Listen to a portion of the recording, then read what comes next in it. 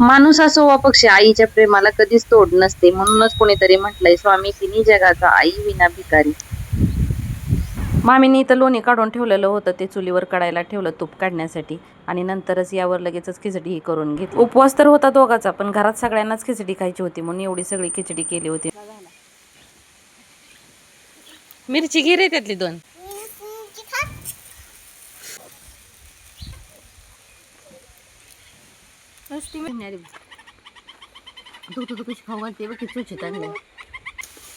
काय रे?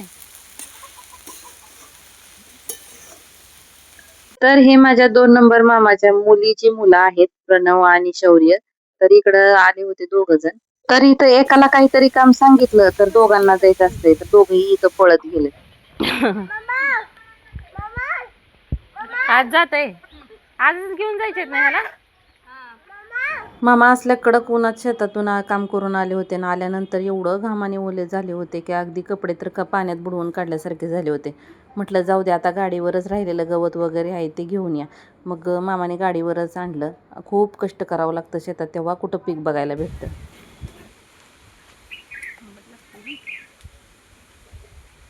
आता जेवण करायचं होतं आणि आम्ही बसलो सगळेजण आंबे खायला. हे तर आमचं नेहमीच झालंय, सकाळी 4 वाजता आणि संध्याकाळी जेवायच्या अगोदर असं 3 वेळेस आंबे खायला चालू आहेत.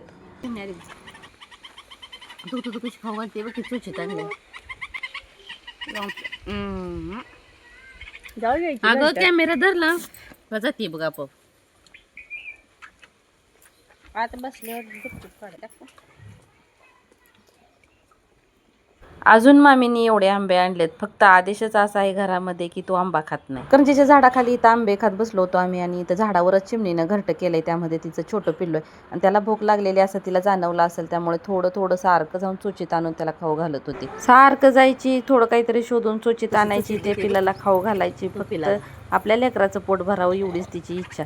आणि आता तिला काही बोलता येत नाही, पण हे सगळं तिच्या कृतीतून दिसत होतं. मामींनी केलेली खिचडी, सुका बटाटा, तळलेली मिरची हे सगळ्यांनी खाल्लं. त्यासोबत मामींनी ताकाची लस्सीही बनवली होती, तेही सगळेजण पिले आणि नंतर इथं पुन्हा करंजीच्या झाडाखाली येऊन बसले.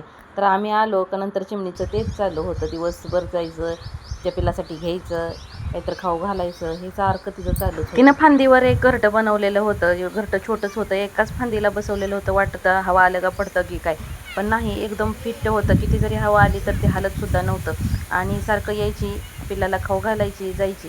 किती ते चोचीत बसणार आणि कधी त्याचं पोट भरणार. हा व्हिडिओ तुम्हाला कसा वाटला कमेंट करून नक्की सांगा. व्हिडिओ आवडला तर लाईक करा. तुम्ही अजून चॅनलला सबस्क्राईब केलं नसेल तर चॅनलला नक्की सबस्क्राईब करा. भेटूया पुढच्या व्हिडिओमध्ये. धन्यवाद.